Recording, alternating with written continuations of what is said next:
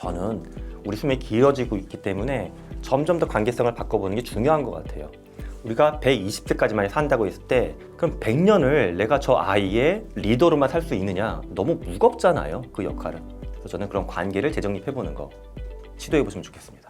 스터디형 구독자 여러분 안녕하세요. 저는 인지과학자 김상균입니다. 현재 경희대학교에서 근무하고 있고요. 이렇게 화면을 통해서 여러분들 만나뵙게 돼서 정말 반갑습니다. 가족 내에서 보면 그런 것 같아요. 부모님이 자녀하고 손을 잡고 간다라고 좀 표현을 주로 많이 하는데, 손을 잡고서 앞으로 가려고 그러세요. 내가 부모니까 당연히 방향을 알려줘야 되고, 여기가 뒤에서 못 찾아오면 내 힘으로 끌고 가야 되겠다. 이게 뭐 어떤 나쁜 건 아니지만 굉장히 무겁게 자기를 바라보고 있어요. 근데 무겁게 자기를 바라보는 게 가족 내에서 나타날 수 있는 나쁜 현상 중에 하나는 본인이 자꾸 위에 있다는 생각을 갖고 있는 경우가 있는 것 같아요. 내가 뭔가 결정하고 인생에서 뭐 어느 학교 가고 어느 직장 가고 결혼을 한 해만 이런 문제를 내가 다 책임지고 뭔가 해줘야 되는 거. 근데 저는 이제 이런 관점을 좀 뒤집으면 좋을 것 같습니다. 동반자, 멘토, 친구 이런 키워드를 머릿속에 놓고서 보시면 좋을 것 같아요. 스스로 질문해 보시면 좋죠. 나는 예를 들어 우리 아이가 초등학생이건 뭐 대학생이건 간에 이 아이하고 나의 관계는 동반자일까? 멘토일까? 친구일까? 특히 세 번째 친구라는 우리 아이는 나 절대 친구라고 안 볼 것 같은데 좀 요러면 뭐 지금 당장 좀 관계를 서서히 바꿔봐야 되지 않을까. 수평적으로 들어갈 수 있는 방법은 굉장히 많아요. 제가 부모님들한테 정말 편하게 권해드리는 건, 혹시 뭐 가정에서 자녀분들이 좀 어리고 게임 같은 걸 좋아한다 그러면 자녀분한테 게임을 제가 배워보라고 많이 권해드려요. 사실 이건 제가 만든 방법은 아니고요. 핀란드에서 국가적으로 하는 프로그램이 있어요. 아이한테 게임 배워보기. 그래서 부모님이 프로게이머들처럼 대회가 있어요. 근데 그 대회를 보면 부모님들 게임 잘 못하시죠. 아이한테 일류수 배웠다고 해서 당연히 못하는데, 참 재미난 게 아빠 엄마가 컴퓨터 앞에 앉아서 게임을 하고 뒤에서 아이들이 심각한 표정을 하고 팔짱 끼고 보고 있어요. 아빠 엄마 이러면서.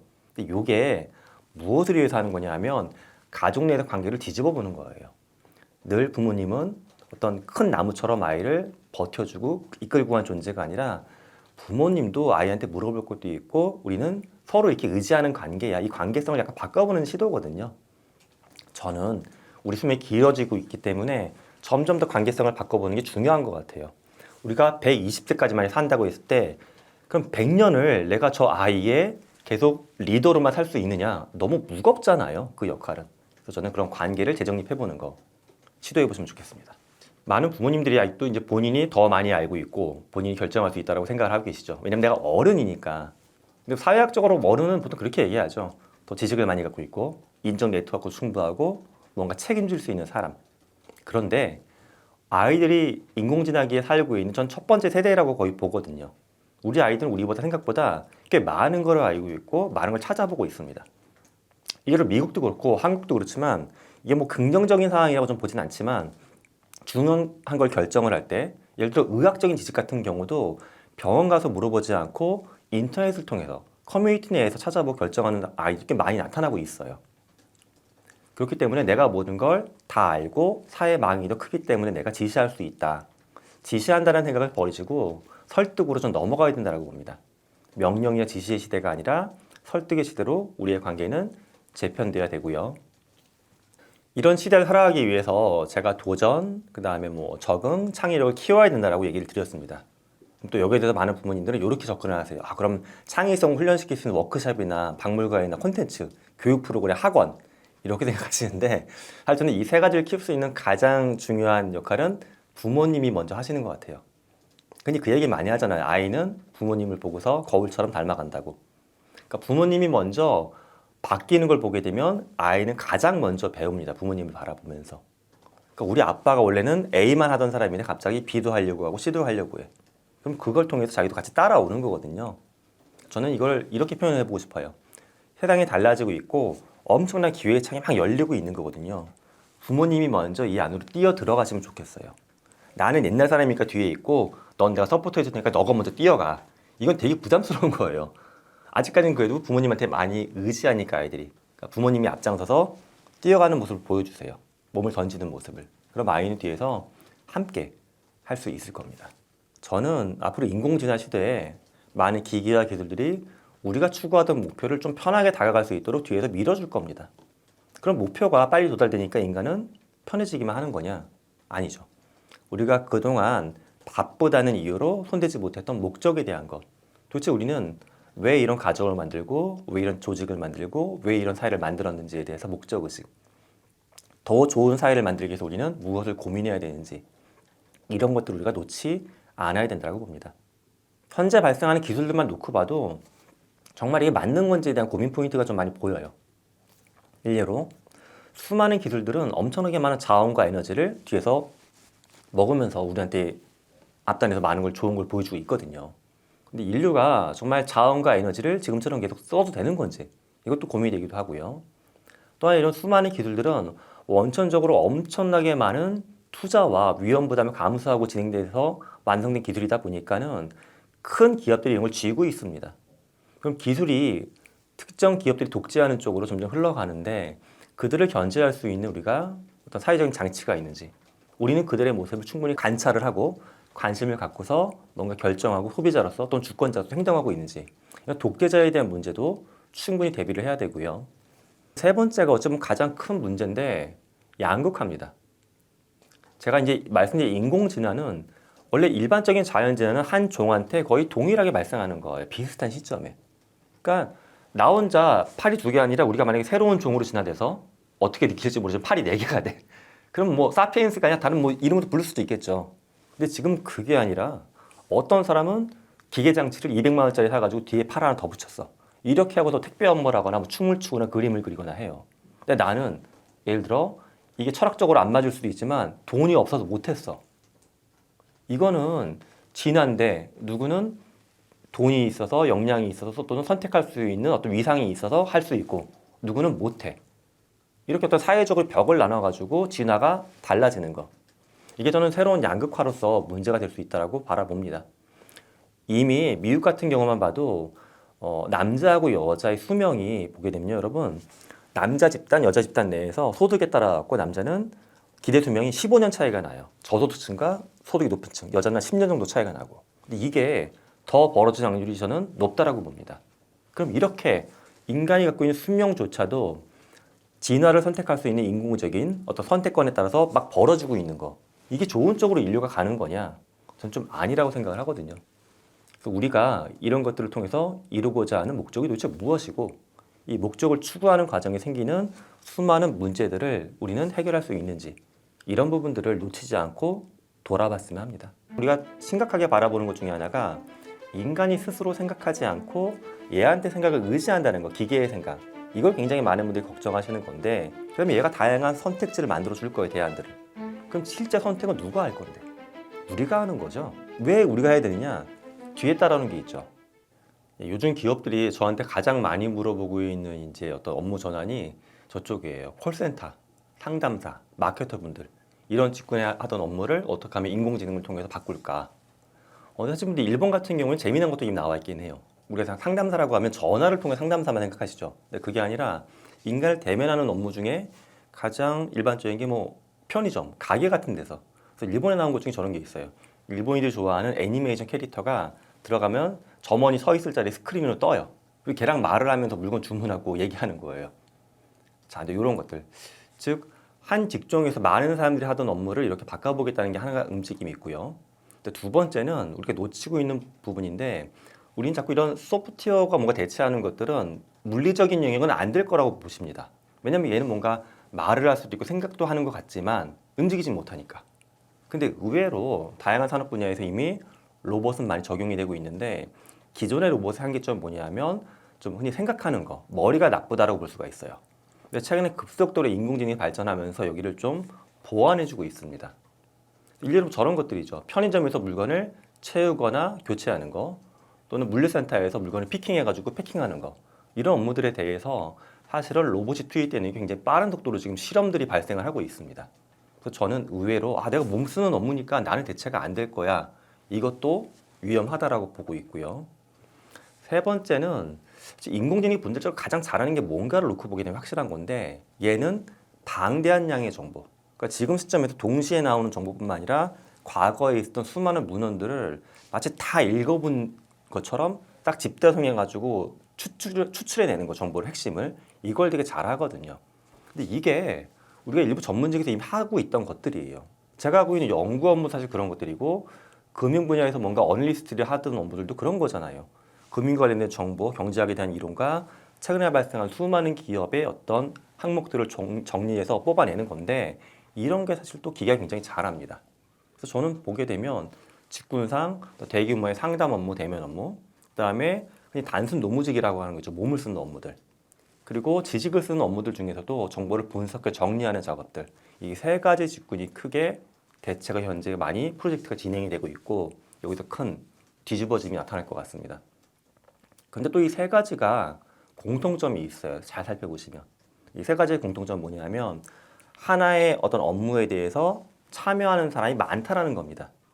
많다는 것 말은 이거를 기계화 시켰을 때 기업 입장에서 얻을 수 있는 이익이 큰 거죠. 당연히 기계화 과정에서 많은 고정 비용이 투자가 돼요. 근데 이제 경영자는 당연히 몇 년을 바라보는 거니까 고정 비용 투입이 잘 끝나고 나면 변동비가 아주 확 줄어든다고 보는 거죠. 그것 때문에 이제 많은 사람들이 들어가는 거 요거 보셔야 되고요. 두 번째 특성은 이런 업무들은 매뉴얼화가 좀 쉬운 업무들이에요. 상대적으로. 특히 상담사 같은 경우는 들어가게 되면 아예 매뉴얼이 있잖아요. 여러분 혹시 뭐 편의점 같은 데 아르바이트 해보셨으면 또 구두화돼 있지만 매뉴얼처럼 지시사항이 몇 가지밖에 없어요. 그죠? 이렇게 업무를 표준화시키기 좋은 것들을 기계를 투입하는 게 빨라지고 있고요. 세 번째는 인간이 개입돼서 하던 업무들인데 이게 뭔가 감정 개입이 심한 업무들. 그래서 상담사 같은 경우는 정신적인 스트레스도 크고 때로는 이분들이 참다 못 참아서 뭐 안 좋은 선택을 하시거나 고객하고 트러블이 생길 수도 있잖아요. 근데 기계는 감정 개입이 없어요, 얘네들은. 그러니까 이 감정 개입이 큰 노동 분야에 또 대체를 많이 고려합니다. 저는 그런 통계를 볼 때 조금 답답한 게 있어요. 예를 들어서 뭐 5년 후에 사라질 직업 쫙 리스트하고 존재할 직업 리스트하는데 이게 되게 안 맞아요. 이게 안 맞고 5년 이내 안 사라질 거면 어떡할 건데 라는 생각이 무슨 말이냐면 나는 그 5년만 직업 활동하면 되는 거니까 5년 이내 안 사라질 직업을 지금 하면 되는 거냐. 저만 해도 나이가 50이 넘었지만 앞으로 2, 30년 더 일해야 돼요, 여러분. 근데 그럼 5년 이내 안 사라지는 직업도 좀 무슨 의미가 있겠어요? 저는 인간이 현재 만드는 직업은 다 없어진다라고 봅니다, 기본적으로. 그러면 나는 아무 일도 안 하냐? 그건 아니고요. 노동이 재형성되는 거예요. 무슨 말이냐 하면 수요는 존재합니다. 이 수요를 인간이 할지 기계가 할지 이게 달라지는 거예요. 예를 들어 수많은 계산 업무를 과거에는 제가 어렸을 때는 주판 배워서 주판원들이 하셨어요. 계산. 그 다음에 전자계산기라는 거 넘어갔고 지금은 그게 엑셀이 하고 있는 거죠. 인간이 무언가를 계산해서 정리하는 거는 수요예요. 그런 일은 있어요. 근데 이걸 옛날에 수십 명의 사람이 수작업을 했던 건데 한 명이 랩탑에 엑셀 깔아갖고 혼자 하고 있는 거죠. 대체가 된 거예요. 즉 기본적으로는 우리가 지금 인간이 하던 것들에 대해서 수요가 대체되는 거다. 그 수요는 근데 어떤 형태로건 살아있다. 이 관점에서 일자리는 새로 형성이 되겠죠. 무슨 말이냐? 옛날에는 주판 만들고 주판 가르치고 주판원의 업무 여기에 투입됐던 사람들이 이제 엑셀 프로그램 짜고 컴퓨터와 관련된 직종이 있고 대체가 된 거죠. 이렇게 이제 대체되는 게 있고요. 또 하나는 인간은 총 생산량을 계속 높이고 있어요. 굉장히 빠른 속도로. 전체 그래프를 놓고 봤을 때 한 1700년부터 지금까지 300년 동안 거의 10,000배 가까운 GDP의 증가가 있거든요. 지구상에 있는 국가들 놓고 보면. 생산량이 증가한다는 말은 왜 생산할까? 원하니까 생산하는 거겠죠. 원한다는 말은 그렇다고 해서 우리가 과거보다 뭐 밥을 10배 더 먹거나 이런 건 아니에요. 그죠? 인간이 생물학적으로 갖고 있는 기본적인 욕구는 비슷합니다. 다만 욕망이란 게 무한정 커지고 확장되고 있는 거예요. 여기서 새롭게 커지고 확장된 욕망을 충족시키기 위한 새로운 노동은 계속 발생하는 겁니다. 가장 쉬운 예가 저런 거죠. 콘텐츠. 어찌 보면 우리가 드라마나 뭐 웹툰이나 영화 같은 거 보게 되면 그걸 뭐 본다고 뭐 밥이 나옵니까? 사실 그런 건 아니잖아요. 근데 너무 중요한 우리 삶의 일부가 됐죠. 그런데 과거로 놓고 봐도 재밌는 게 수렵 채집 시절에도 인간은 벽화 그리고 춤을 추면서 그런 논리를 했긴 했죠. 근데 그게 좀 더 고도화되고 아주 고급화된 게 현재 컨텐츠 산업이 된 거죠. 그럼 컨텐츠 산업은 앞으로 어떻게 될 거냐? 더 무지막지하게 커질 겁니다. 일례로 한 2주 전에 애플이 발표한 비전 프로만 봐도 애플이 다른 기업 얘기 딱 한 가지만 했어요. 디즈니. 요게 핵심이에요. 비전 프로 갖고 처음에 무슨 뭐 일하는 거 많이 보여줬어. 막 창을 4-5개 띄워서 일하고. 아주 그 보면서 그 생각이 들었어요. 편하긴 한데 저렇게 일을 많이 해야 돼. 내가 창을 5개를 바라보면서 창지 2개 띄우는 것도 눈이 아픈데. 근데 이제 마지막을 잘 마사지 해주더라고. 뭐냐면 딱 디즈니 나와가지고 와 운동 농구 같은 경기 보는데 농구 볼 때 보면 그런 거 있잖아요. 난 관중석에 못 갔지만 관중석의 표정도 궁금하고 벤치에서 발생하는 일도 궁금하고 카메라 이렇게 돌려갖고 보고 싶기도 하고 이거를 비전 프로로 시연해 주더라고요. 우린 지금 농구 보면 재밌죠. 더 재밌게 즐길 수 있는 농구 콘텐츠 이거 누가 만들까? 당연히 사람이 투입이 돼야 되는 겁니다. 그래서 인간은 기존에 있던 수요 대체가 되지만 또 새로운 수요를 계속 만들어내면서 저는 우리가 할 일이 없어지지는 절대로 않는다. 우리가 해야 된다라고 바라봅니다. 요즘에 이제 저희 대학이 기말고사 시즌이었거든요. 기말고사 볼 때 보면 저는 원래부터 오픈북, 오픈 인터넷이에요. 오픈 컴퓨터 다 갖고 와요. 학생들 되게 좋아해요. 공부 안 해도 될 것 같다고. 근데 시험을 한번 보고 나면 이제 이게 차라리 암기해서 보는 시험이 훨씬 편하구나 하는 생각을 합니다. 문제가 굉장히 좀 흔히 난해하고 어려운데 요즘엔 제가 그것도 허용을 해요. 챗 GPT 같은 거 쓰셔도 된다고 학생분들한테. 그럼 처음에 신나하면서 막 쓰세요. 근데 답안을 받아보면요. 보여요. 이분 챗 GPT만 갖고 썼다. 챗 GPT는 굉장히 안전한 일반적인 답을 줘요. 굉장히 걔가 창의적인 어떤 답을 주거나 도전적인 어떤 문제의식을 풀어내지는 않아요. 걔는. 왜냐하면 표준을 쭉 뽑아내는 거거든요. 수많은 문헌에서 평균을. 근데 그건 학생들이 낼 수 있는 답안으로서 좋은 게 아니거든요. 그래서 저는 평가할 때 그 얘기를 합니다. 참고하는 건 괜찮은데 여러분만의 독특한 사고가 안 들어갔으면 그건 무의미한 거 아닙니까? 저는 이게 노동환경의 앞에 흐름을 대변하고 있다고 봐요. 우리는 계속 자동화된 도구를 써가지고 우리 A를 편하게 할 것이고 특히 가장 우리가 심각하게 바라보는 것 중에 하나가 인간이 스스로 생각하지 않고 얘한테 생각을 의지한다는 거, 기계의 생각. 이걸 굉장히 많은 분들이 걱정하시는 건데 이런 일이 생길 거예요. 그런데 최종적으로 그럼 무엇을 생각해야 될지 질문이죠. 질문까지 기계가 할 수 있을까? 아니죠. 질문은 우리가 하는 겁니다. 질문할 수 있는 문제의식. 그러면 얘가 다양한 선택지를 만들어 줄 거예요, 대안들을. 그럼 실제 선택은 누가 할 건데? 우리가 하는 거죠. 예. 그리고 왜 우리가 해야 되느냐? 뒤에 따르는 게 있죠. 책임입니다, 책임. 그로 인해서 뭐 지구가 이렇게 되고 저렇게 되고 사회가 좋아지고 안 좋아지고 그 책임을 기계가 그런 거니까 나는 몰라. 이건 말도 안 되는 거잖아요. 그래서 저는 이렇게 더 질문을 하고 뭔가 선택을 해서 결정을 하고 책임지는 거. 이게 인간의 노동시장에서 핵심적인 역량으로 들어간다라고 봅니다. 이쯤에서 또 한 가지 고민할 부분은 인간이 뇌를 쓰는 방식에 대한 부분도 한번 더 짚고 넘어갈 부분이 있습니다. 인간의 뇌는 단순하게 보게 되면 약간 두 덩어리로 생각해 볼 수가 있어요. 한 80에서 90% 우리가 이제 뇌를 쓰는 방식은 굉장히 직관적이고 본능적으로 결정하는 것들이에요. 저만 봐도 지금 강의하면서 손을 이렇게 많이 움직이긴 하는데 제가 말할 때 몸통적이 좀 있는 편이에요. 그렇다고 해서 하나하나 지금 여기서 손을 펴야지, 줘야지, 옮겨야지 생각을 막 하고 있지는 않죠. 계획도 없어요, 이런 건. 근데 그때그때 본능적으로 이렇게 하는 건데 이렇게 본능으로 작동하는 영역이 1번 머리예요. 시스템 1. 근데 시스템 2는 뭐냐 하면 논리적이고 분석적이고 체계적이고 깊이 있게 고민하면서 생각하는 게 시스템 2예요.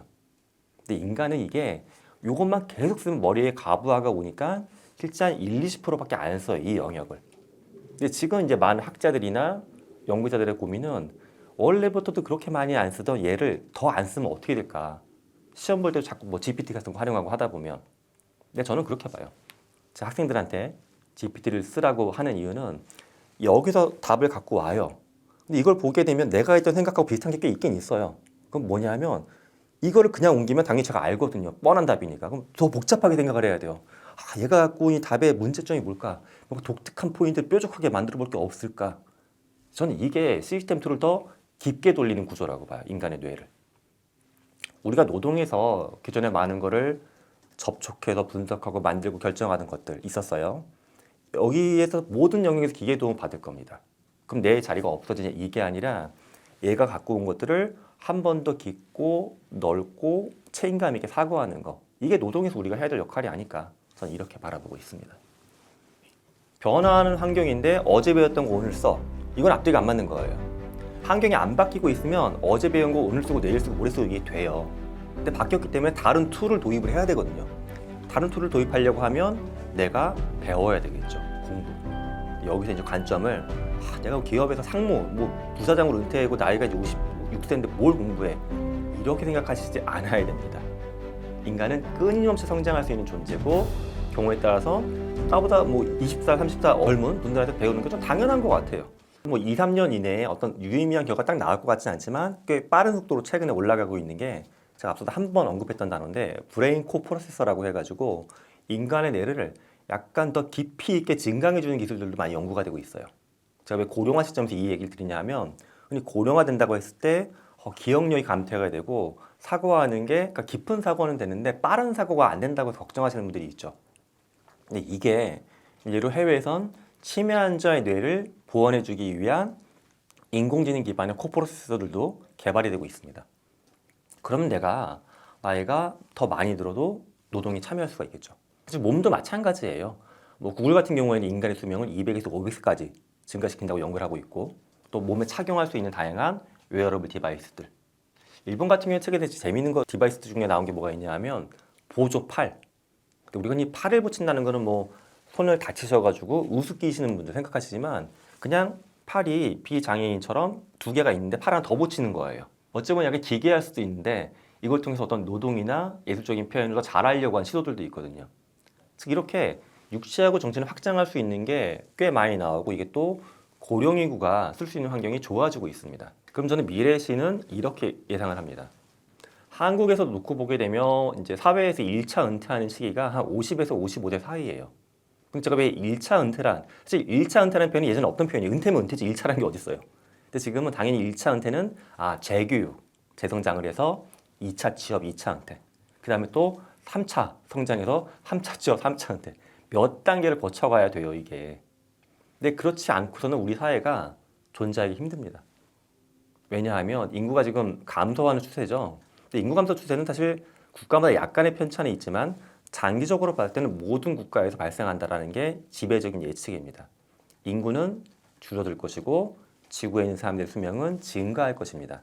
그 상황에서 우리는 조금 더 인생이 길어졌을 때 젊은 세대와 나이 든 세대가 어떻게 경제에서 같이 파트너로서 일을 할 수 있을지 이 부분을 고민을 많이 해보셔야 돼요. 실제 이게 뭐 먼 미래도 아니고 저 선배님들 중에 이런 경우가 있어요. 기업체 임원으로 은퇴하신 50대 후반의 선배님인데 당연히 이제 2차 일을 하셔야 되겠죠. 재밌는 게 좀 작은 기업에 가서 많이 일을 하시더라고요.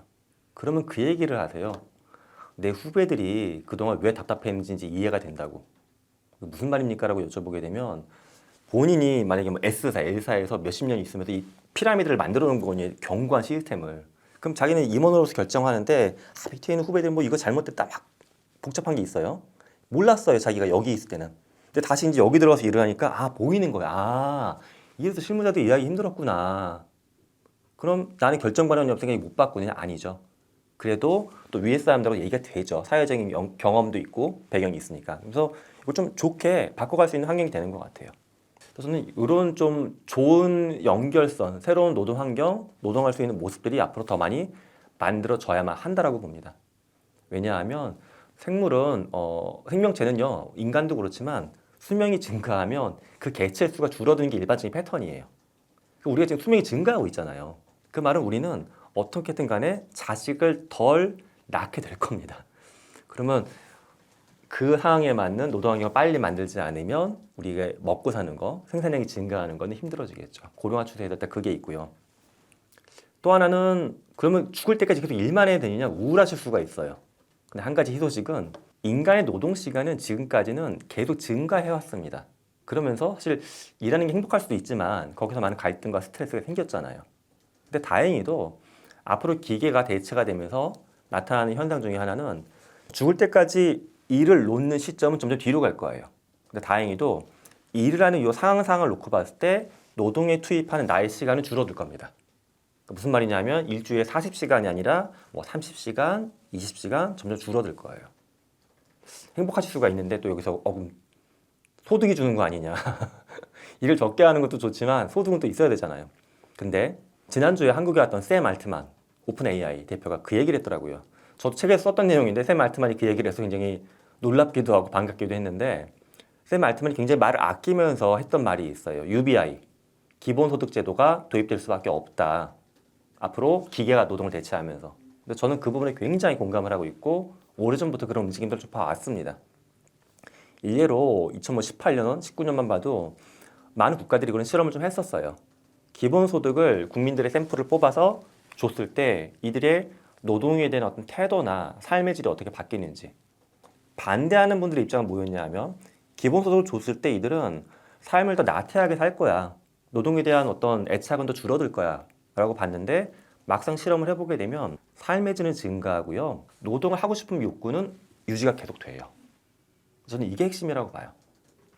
즉 기계가 우리를 대신해서 일을 하면서 기계에서 발생한 소득을 통해서 국가에선 세수로 확보하고 기본소득을 국민들한테 어느 정도 보장해주는 시스템으로 전 사회가 전환된다고 봅니다. 그럼 사회가 고령화가 되면서 바닥은 더 단단하고 안전해지는 구조가 되는 거죠. 인간은 오래 일하지만 삶의 한 부분에선 적게 일하면서 기본소득을 통해서 삶의 질은 더 높일 수 있는 형태. 좀 이렇게 전반적인 노동시장이 재편되리라 바라보고 있습니다. 저는 앞서도 뭐 적응력도 말씀드리고 도전정신도 말씀드렸는데 그걸 하기 위한 가장 근본이 되는 게 배우는 것 같아요. 배운다는 자세. 근데 우리 이제 사회라는 게 나를 약간 학습시킨 것, 나쁘게 보면 세뇌시킨 것 중에 뭐가 있냐면 너는 언제 초등학교 가고 뭐 20살 되면 대학교 가고 대학 졸업하고 나면 당연히 돈 벌어야지 무슨 공부야. 책이나 가끔 보든가 뭐 이렇게 우리가 몸에 익혀 있는 거죠. 그런데 지금은 당연히 내가 대학 때까지 배웠던 걸 바탕으로 원래는 55세까지 인퇴하고 그 다음에 아파트값 올라갔고 막 연금 받고 해서 잘 살 수 있으면 끝이었는데 수명도 길어졌고 지금 소득도 점점 더 많이 만들어야 되거든요 내가. 그럼 어쩔 수 없이 다시 일을 해야 되죠. 여기서 중요한 건 환경이 변화가 빠르다라는 거 제가 몇 번 강조했죠. 변화하는 환경인데 어제 배웠던 거 오늘 써. 이건 앞뒤가 안 맞는 거예요. 환경이 안 바뀌고 있으면 어제 배운 거 오늘 쓰고 내일 쓰고 모레 쓰고 이게 돼요. 근데 바뀌었기 때문에 다른 툴을 도입을 해야 되거든요. 다른 툴을 도입하려고 하면 내가 배워야 되겠죠. 공부. 여기서 이제 관점을 내가 기업에서 상무, 뭐 부사장으로 은퇴하고 나이가 이제 56세인데 뭘 공부해? 이렇게 생각하시지 않아야 됩니다. 인간은 끊임없이 성장할 수 있는 존재고 경우에 따라서 나보다 20살, 30살 젊은 분들한테 배우는 게 좀 당연한 것 같아요. 저만 봐도 여러분들 좀 비밀일 수 있는데 제가 포토샵 같은 거를 순고 같은 데서 사람이 찾아가지고 대학생한테도 카페에서 만나서 한두 시간 배우고 했거든요. 근데 저는 그런 게 좋은 것 같아요. 그렇게 좀 유연하게 나의 머리를 유연하게 갖고 계시면은 저는 새로운 기회는 계속 만드실 수가 있고 저는 이게 어쩔 수 없는 배움과 어쩔 수 없는 등 떠밀림의 2차 근무가 아니라 내가 원래 못했던 내가 원래 숨겨놨던 나의 가능성을 발현할 수 있는 새로운 기회, 새로운 모험, 새로운 여정이 되지 않을까. 좀 긍정적으로 바라보고 좀 즐겁게 해보시면 좋겠습니다. 시대가 점점 더 빠르게 바뀌고 있잖아요. 판이 흔들리고 있는 거예요. 사실 이런 새로운 인공지능의 산물들이 우리의 삶을 굉장히 빠른 속도에 밀어붙이고 있으니까 마음이 되게 조급해지시는 것 같아요. 판이 흔들리는 상황에서 저는 이런 너무 뾰족하고 깊게 들어가는 기존의 공부 방법보다는 변화하는 사회에 적응할 수 있는 역량, 이게 가장 중요하다고 생각합니다.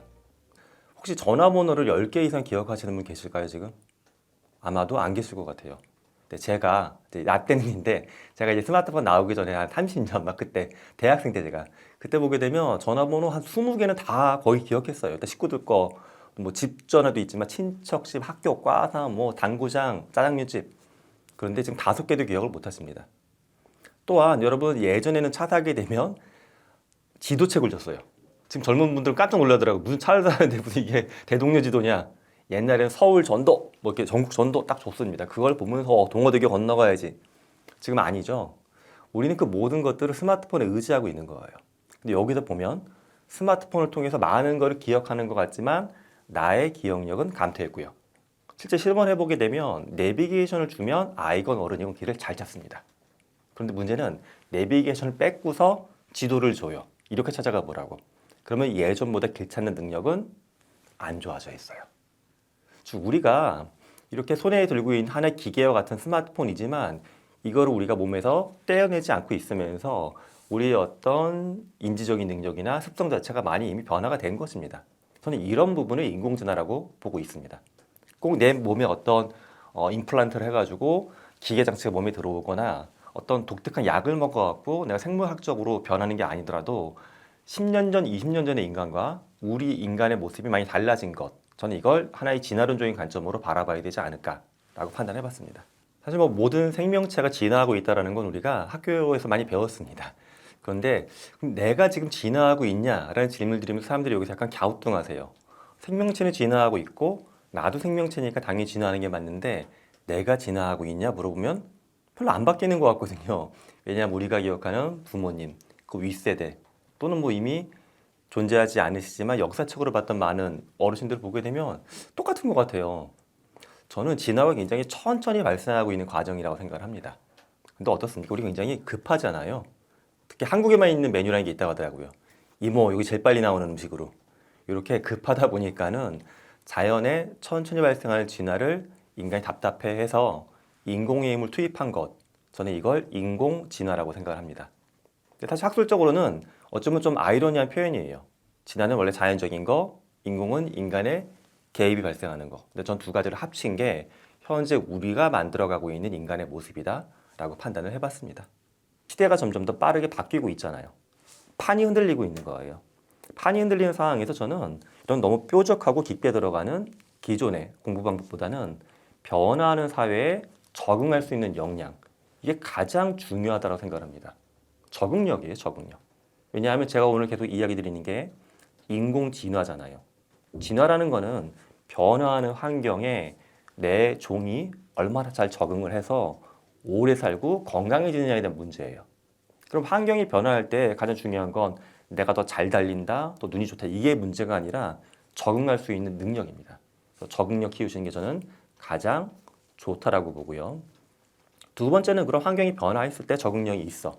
근데 내 적응력을 여기 투입할 것이냐 말 거냐? 왜냐? 투입했다가 망하면, 잘 안 되면 여기서 인간이 갖고 있는 이제 두 가지 감정이 올라오죠. 잘 적응했을 때 생길 수 있는 나의 기회, 안 됐을 때 생기는 수많은 손실. 인간은 늘 두 가지를 저울질하면서 삶의 의사선택을 해 나갑니다. 근데 저는 앞으로는 이 기회를 조금 더 크게 보시면 좋을 것 같아요. 왜냐하면 환경이 계속 바뀌고 도전할 수밖에 없거든요.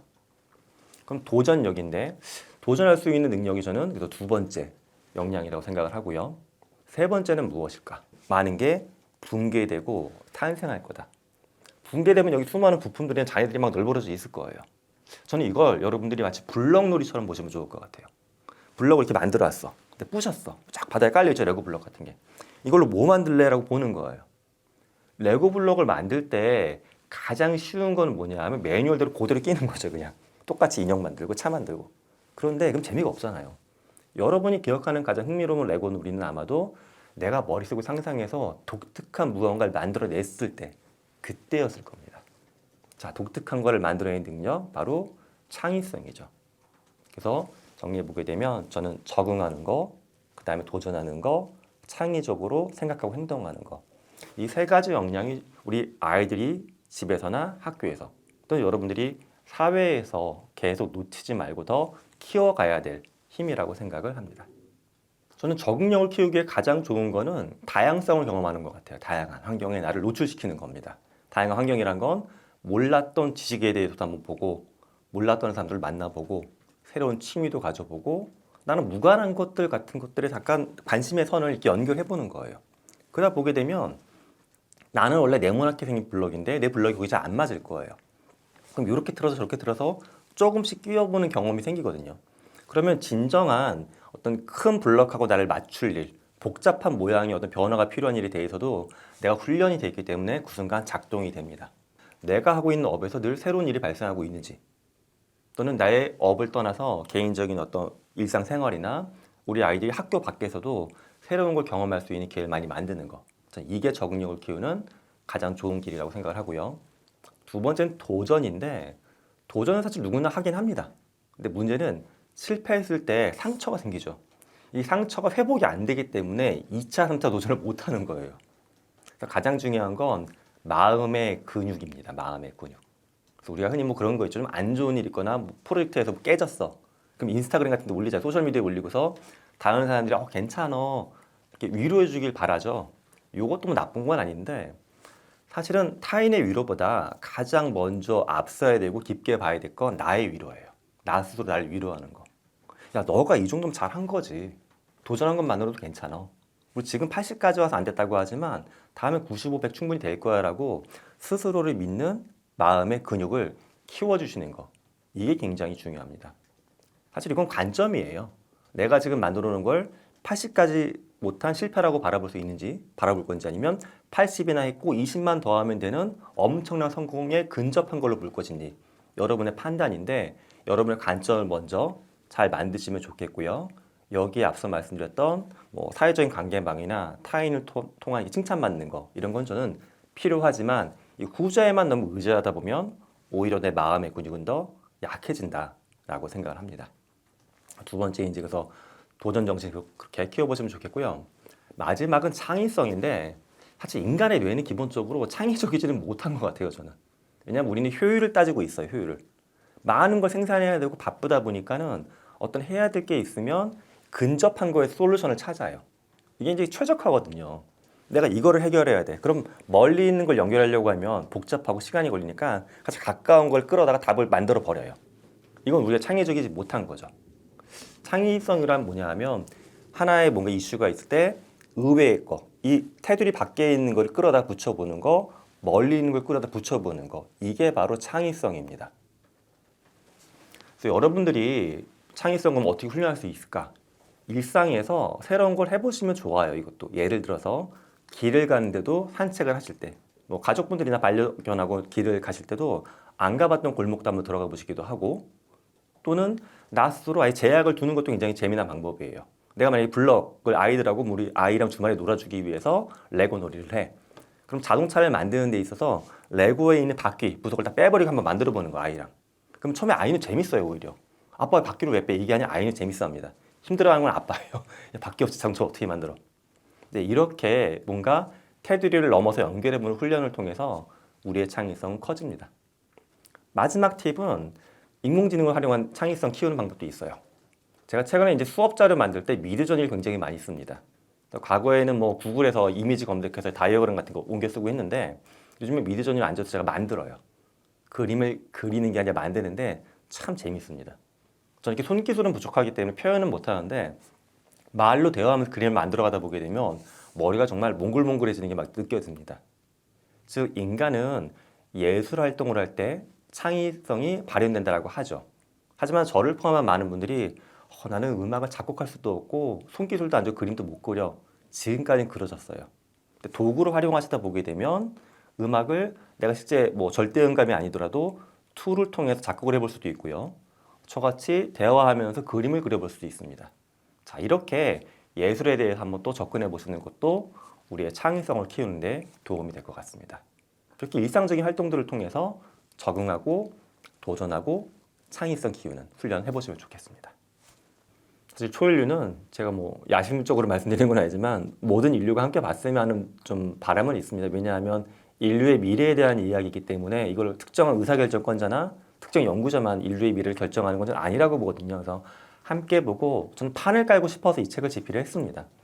인류가 변해가는 양상에 대해서 우리가 함께 바라보고 이야기할 수 있는 뭔가 하나의 씨앗이 되기 위해서 이 책을 만들어 놓은 거고요. 좀 더 구체적으로 보게 되면 미래의 변화에 대해서 관심 있는 분들, 우리가 현재 어디로 가고 있는 건지 좀 더 나는 함께 이야기해보고 싶다. 이런 분들한테 이 책을 권해드립니다. 이 책은 뭐 하나의 결론을 정하고서 쓴 책은 아닙니다. 책을 어떤 분들은 하나의 책인데도 책이 굉장히 밝고 따뜻하네요 하고 말씀하신 분도 있고 어떤 분들은 굉장히 어두운 면이 많이 보여서 마음이 불편했으면 하는 분들도 계세요. 보기마다 관점이 다른 겁니다. 저는 관점이 다른 것뿐이지 이 두 분의 관점도 틀린 건 없다라고 봐요. 이렇게 관점을 나누고 싶은 분들이 이 책을 선택해 주시면 좋겠습니다. 미래는 대통령이나 기업 오너들이 결정하는 게 아니라 우리가 함께 만들어 가는 거라고 생각을 합니다. 인류는 저는 그렇게 생각을 해요. 애벌레인데 이제 껍질을 벗고서 날개를 막 펼치고 있는 존재 같아요. 근데 날개가 잘 펼쳐져 가지고 아름다운 날갯짓을 해서 좋은 목적지로 날아갈지 아니면 우리가 여기서 날개가 찢어져 가지고 오히려 애벌레보다 못한 다른 존재로 될지는 대통령이나 기업 오너의 결정이 아니라 우리의 결정에 달려 있다고 저는 생각합니다. 그래서 함께 결정하고 함께 책임지기 위해서 책을 읽어주시면 어떨까 합니다.